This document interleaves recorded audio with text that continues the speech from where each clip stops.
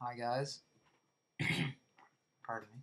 So I just saw Stargate, and this is my review on it. Okay. Typically Roland Emmerich films are like they're pretty good for action. They're shitty for plot. Um, Honestly, this wasn't that bad. It was much. It wasn't as good as I expected it to be. Actually, it was probably just what I expected it to be. Yeah, it was just what I expected it to be.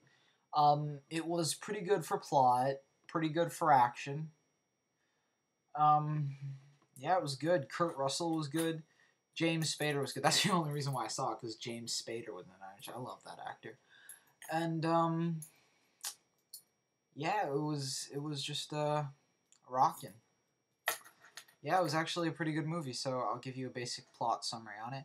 So there's this guy, Daniel Jackson, played by James Spader. He's an Egyptologist, or whatever the term is. He studies ancient Egypt history and stuff, and he's got this theory that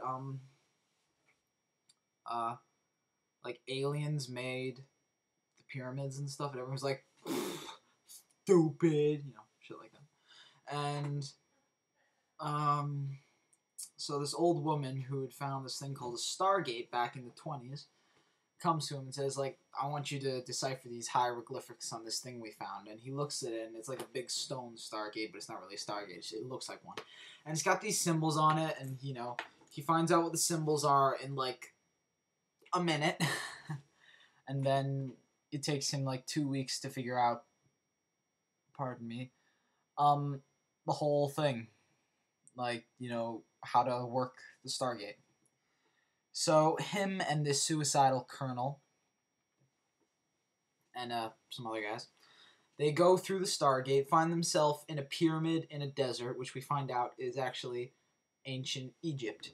And they find a civilization because they can't get back unless they find this tablet that'll have these symbols that they can use to align the Stargate or some shit like that.